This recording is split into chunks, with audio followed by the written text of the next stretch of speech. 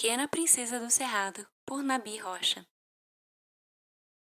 A palavra cerrado é para mim como uma cantiga de roda, uma música conhecida, agradável e fluida. As águas fluem tranquilas despencando de uma cachoeira ininterrupta assim na minha mente, quando ouço o nome do meu habitat natural. Supõe-se que um animal não deva saber coisas específicas, como o fato de o Cerrado ser uma das regiões de maior biodiversidade do mundo, e que biodiversidade significa pluralidade de vida, já que bio significa vida, ou que o Cerrado é determinado pelo clima, havendo nele apenas dois períodos bem definidos, o período de seca e o período chuvoso. É necessário que eu admita que sei disso, porque quando os filhotes nascem, como eu vejo enquanto caminho por aí, é sempre a época de seca. E quando eles crescem e tornam-se adultos, é quando a chuva cai.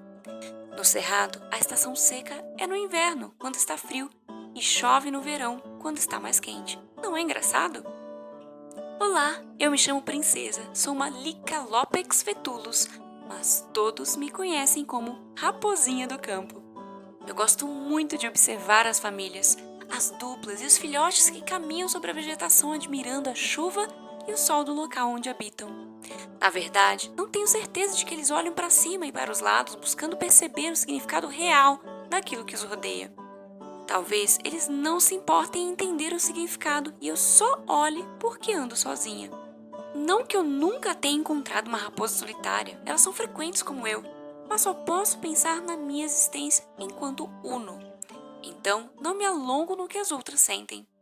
Nessas minhas andanças, certa vez encontrei um ser humano. Ou talvez ele quem tenha me encontrado.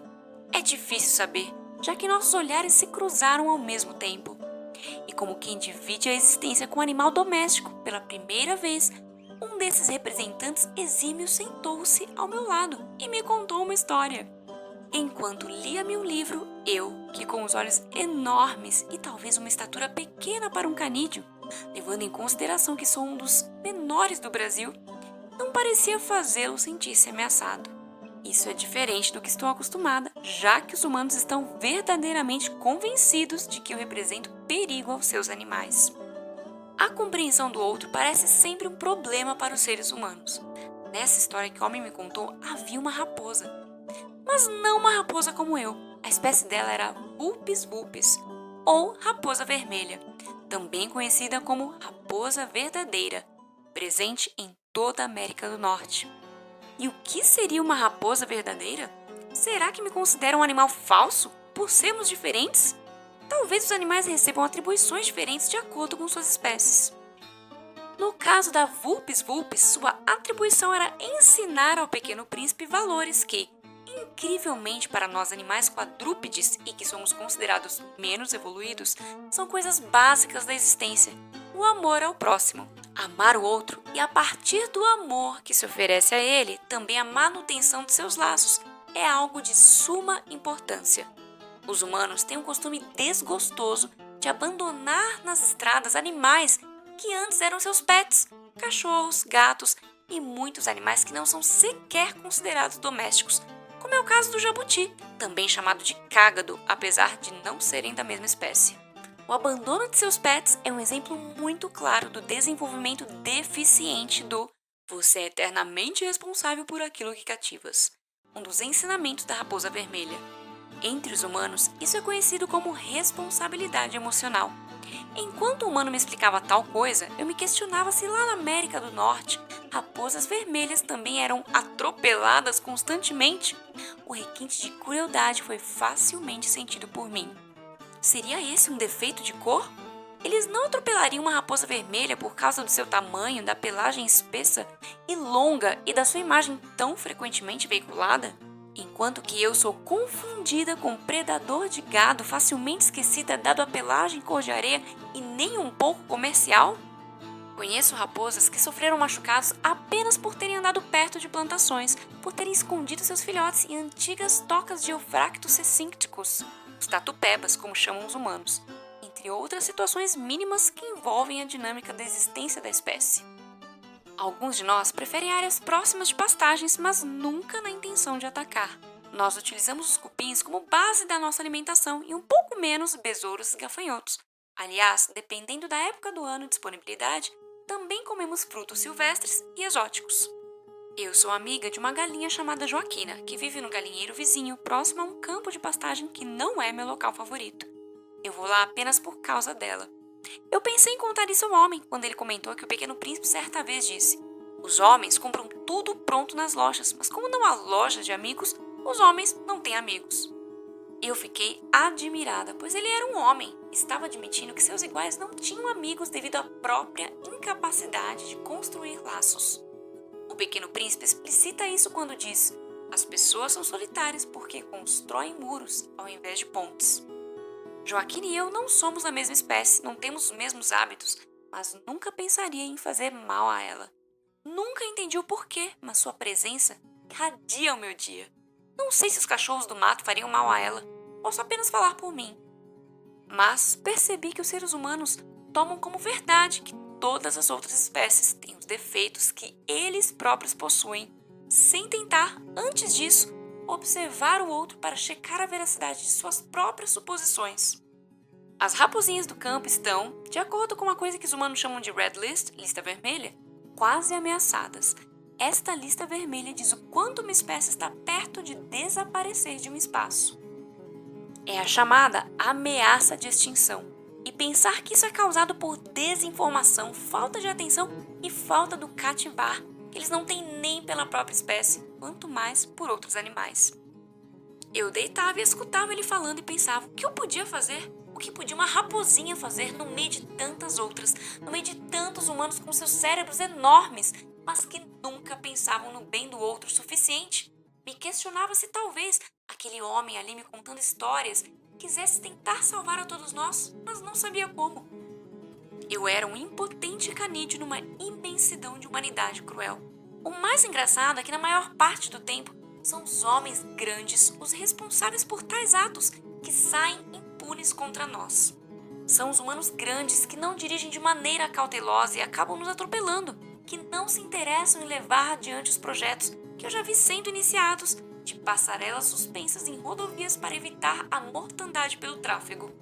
São eles que vão à caçada, que soltam cães e que auxiliam para que os filhotes de Lycalopex sejam conhecidos por não chegarem sequer aos 8 meses de idade. Outra opção seria os corredores ecológicos ou ecodutos, nomes chiques que os humanos deram para os túneis construídos sob as rodovias, para que os animais possam atravessar sem correr o risco de serem atropelados. Opção esta que permite também o movimento da biota, sendo biota o conjunto de organismos que habita aquela determinada área. O Pequeno Príncipe diz que todas as pessoas grandes foram um dia crianças, mas poucas se lembram disso. Isso explicaria o porquê de as crianças sempre se debruçarem nas janelas para nos verem quando passam, porque apontam, porque os olhos brilham. Elas nos querem, elas não nos veem como uma ameaça, mas quando elas crescem, talvez esqueçam de que nós somos tão inofensivas quanto elas quando crianças.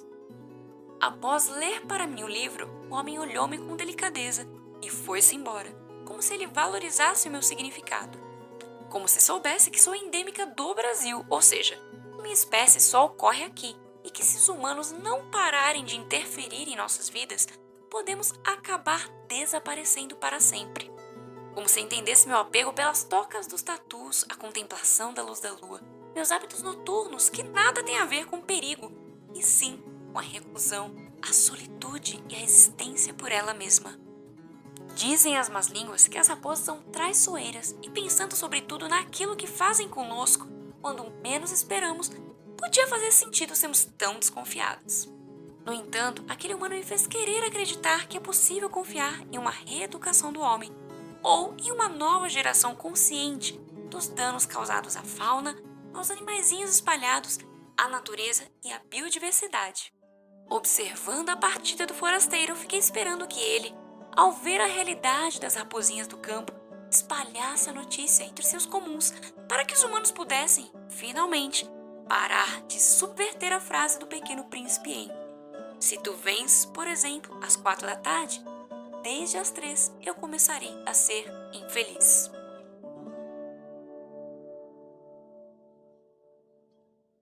Oi, gente, meu nome é Milene, eu sou bióloga e eu trabalho com comportamento de canídeos silvestres sob cuidados humanos. Então eu trabalho principalmente com lobo-guará, com cachorro do mato e com a raposinha do campo, que é a que eu vim falar hoje com vocês. A raposinha do campo é uma pequena raposinha, né? Um pequeno canídeo que nós temos no nosso cerrado. Ela pesa entre 2 e 4 quilos, então ela é bem pequenininha mesmo. Ela é super especializada em se alimentar de insetos, então o principal alimento dela é besouros, cupins, formigas, então muitos insetos e frutas. Come bastante fruta também e pequenos roedores, né, alguns ratinhos pequenininhos, lagartos, pequenas serpentes, mas o principal alimento dela são os besouros e os cupins. A raposinha ela tem um comportamento super legal de reprodução. O pai se mantém junto, né, com a mãe, cuidando dos filhotes e cuidando da mãe também, trazendo alimentos para o ninho, para quando os filhotes ainda são pequenininhos. Ele ajuda no cuidado dos filhotes, caçando, trazendo alimento, cuidando também da prole toda. E depois, em outros anos, eles podem voltar e ficar junto até com a mesma fêmea em outras épocas. São animais super interessantes, são animais que têm que ser cuidado aqui do nosso cerrado, mas infelizmente eles estão com risco, né, de entrar em extinção daqui a uns anos. Já tem trabalhos e artigos que monitoram esses animais, que sabem que daqui a um tempo, por eles serem muito predados, né, por caça, infelizmente tem muita gente que ainda acredita que esses animais são predadores de galinhas, que são perigosos, então ainda tem muita gente que caça esses animais erroneamente, achando que eles estão caçando galinheiros, né, infelizmente, mas eles estão sofrendo muito também com atropelamento, né, muitos desses animais estão sofrendo nas nossas rodovias, né, acabam morrendo ao atravessar de um local para outro, e pela falta do ambiente. Né, a devastação do nosso cerrado está muito séria neste momento.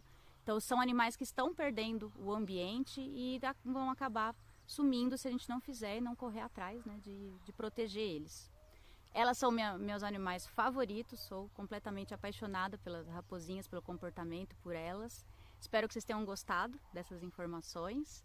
E vamos cuidar aí do nosso cerrado, vamos cuidar da nossa mata para proteger cada vez mais, para a gente sempre ter eles e sempre poder contar historinhas de boas, né, sobre esses animais, certo? Um abraço para todo mundo.